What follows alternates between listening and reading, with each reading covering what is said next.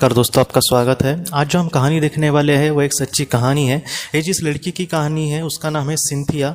Cynthia हमसे ये कहती है कि तकरीबन ये 12 साल पुरानी घटना है और उस वक्त ये हुआ था कि उसकी जब प्रसूति हो रही थी, वो एक बच्चे को जब जन्म देने वाली थी, तब अचानक उसको होश ही नहीं रहा। वो अचानक बेहोश हो गई और उसकी जो आत्मा थी वो शरीर से जैसे ऊपर ही ऊपर जा रही है।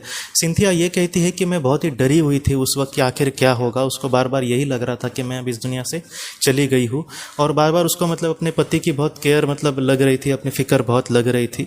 और उसके बाद वो ये कहती है कि मैं अलग ही दुनिया में गई। उस दुनिया के बारे में उसने ये कहा है कि वहाँ पर पेड़ पौधे वगैरह तो उसने कुछ देखे नहीं, लेकिन वो एक बहुत ही बड़ा सा हॉल था और वहाँ पे सब कुछ एकदम वाइट वाइट था। और वो कहती है कि मैं वहाँ पर बहुत ही अच्छे से रह रही हूँ, या फिर मुझे ऐसे लग रहा था कि किसी ने मुझे बहुत ही अच्छे से महफूज तरीके से वहाँ पर रखा है। बाद में सिंथिया ये कहती है कि मेरे सामने एक बहुत ही बड़ी पवित्र आत्मा आई और उस आत्मा ने कहीं ना कहीं सिंथिया के और ऐसे हाथ बढ़ाया। और सिंथिया ये कहते हैं कि उस हाथ को पकड़ने के बाद सिंथिया आज भी कहते हैं कि उसके हाथों का जो स्पर्श था वो इतना अच्छा लग रहा था, जैसे कि हमारे भगवान को हमने हाथ लगाया है, या फिर जैसे होता है ना कि हम जिसे अपना सबसे बड़ा गुरु मानते हैं, जो गुरु हमारे लिए सब कुछ करता है, हमारे जीवन का उद्धार कर सकता है, ऐसे एक परम पवित्र गुरु का जैसे हाथ हमने थाम लिया है, वैसा वो हाथ था। सिंथिया ये कहती है कि मेरे आंखों से आंसू आ रहे थे और बहुत ही अच्छा लग रहा था।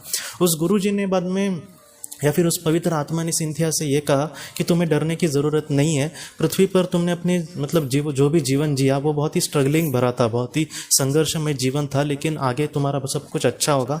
मेरा जो आशीर्वाद है वो हमेशा तुम्हारे साथ है, तुम्हें चिंता करने की ज़रूरत नहीं है।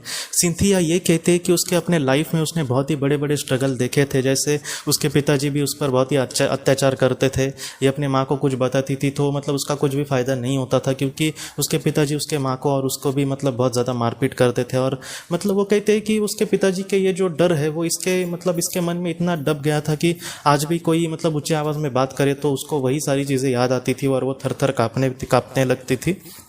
बाद में उस पवित्र आत्मा ने सिंथिया को ये कहा कि तुम्हें अपने जीवन में इतना भी डर लेकर जीने की ज़रूरत नहीं है। जो भी बुरे पल थे वो अब चले गए हैं। तुम्हारा जो पति है वो तुमसे बहुत प्यार भी करता है और वो सचमुच बहुत ही एक अच्छा इंसान है, तुम ज़रा भी चिंता मत करना। उस पवित्र आत्मा ने सिंथिया को और भी बातें कही, जैसे तुम्हें जीवन में आगे बढ़ने के लिए पीछे मुड़कर देखने की इतनी ज़रूरत नहीं है। जो भी चीज़ें तुम सीखी उसका अच्छे किसी काम के लिए तुम इस्तेमाल करो। जैसे तुम पर अन्याय हुआ है वैसे तुम किसी पर करने की कोशिश भी मत करो, और अगर कोई ऐसा करता है जहाँ पर तुम उसके लिए कुछ कर सको तो सचमुच बहुत मदद मिलेगी। सिंथिया ये कहते हैं कि वो एक टीचर थी, बाद में वो हाल ही में पार्ट टाइम पढ़ाने के लिए जाती थी बच्चों को, और उस बच्चों को भी वो इस तरीके से शिक्षा देने की कोशिश करती थी, जैसे उनको प्यार से समझाना, उनको जीवन में आगे बढ़ने के लिए मदद करना, जिसका कोई भी नहीं है उसको सहारा देना, उसके उसको पॉजिटिव एनर्जी देने की कोशिश करना। और उस पवित्र आत्मा ने कहा कि तुम्हारे इस काम के वजह से मैं सचमुच तुम पर बहुत खुश हूँ। और बाद में सिंथिया ने यह कहा कि उस पवित्र आत्मा ने उससे आखिर में ये कहा था कि तुम्हें फिर से पृथ्वी पर जाना होगा और अपने काम को इस तरीके से आगे बढ़ाना होगा। मैं हमेशा तुम्हारे साथ हूँ, तुम कभी भी अपने आप को अकेली मत समझना। उसके बाद सिंथिया ये कहते कि उसने उसकी बात मानी उस पवित्र आत्मा की, और बाद में वो नीचे फिर से लौट आई। सिंथिया ये कहती है कि तो वो तकरीबन 15-20 मिनट बेहोशी थी, और जब उसको होश आया तब उसको कहा गया कि उसको एक बहुत ही प्यारी सी बच्ची हो गई है। सिंथिया भी बहुत खुश थी और उसका पति भी बहुत खुश था।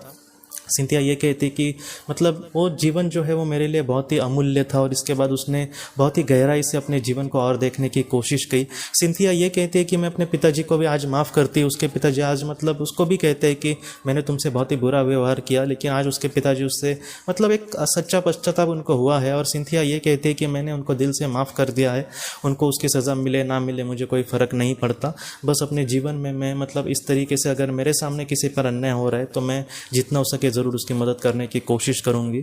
और इस तरीके से आज सिंथिया अपने जीवन में खुश है अपने परिवार के साथ, और वो अपने बच्चों को या फिर समाज में भी कुछ अच्छा काम करने की कोशिश कर रही है।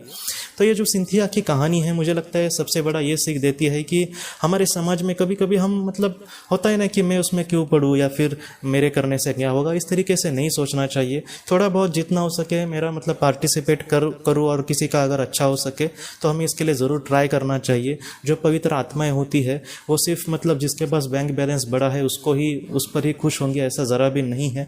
वो ऐसे लोगों पर खुश होंगे जिन्होंने अपने जीवन को एक कहीं ना कहीं एक वैल्यूएबल जीवन जिया है। ऐसे लोगों पर वो पहले खुश होंगे और उसके बाद वो ये देखेंगे कि हमने अपने जीवन में मुझे जो भी मिला उसका फ़ायदा मैंने मतलब किस तरीके से दूसरों को दे सका। तो इस तरीके से एक अच्छा जीवन हमें जीवन जीने की कोशिश करनी होगी, जिससे हम अपने परिवार को नहीं, अपने समाज को नहीं, बल्कि ईश्वर तक हमारे कार्य को पहुँचाए और इस तरीके से हमारे जीवन का हमें सार्थक करना होगा दोस्तों। तो दोस्तों हम अपने अगली वीडियो में किसी नए विषय को लेकर मिलते हैं। तब तक आप अपना अपने परिवार का ख्याल रखना। आपका बहुत बहुत धन्यवाद। ज़िंदगी की रोशनी ये एक कंसल्टेंसी है जो ऐसे लोगों को मदद करने की कोशिश करती है जिन्होंने किसी अपने को खोया है या फिर जो लोग अपने जीवन में बहुत ही ज़्यादा दुखी है। जो लोग इस संस्था के साथ जुड़ेंगे उन्हें पास्ट लाइफ रिग्रेशन की ऑडियो, ध्यान करने के लिए 5 ऑडियो, 10 ऑडियो बुक्स और उसके साथ साथ PDF किताबें, मतलब ऐसी किताबें जो मोबाइल या फिर लैपटॉप या फिर कंप्यूटर पर आप पढ़ सकते हैं, ऐसी किताबें उन्हें ईमेल पर या फिर व्हाट्सएप पर भेजी जाएंगी। जो लोग इस संस्था के साथ जुड़ना चाहते हैं वो कृपया इस नंबर पर व्हाट्सएप मैसेज करें। आपका बहुत बहुत धन्यवाद।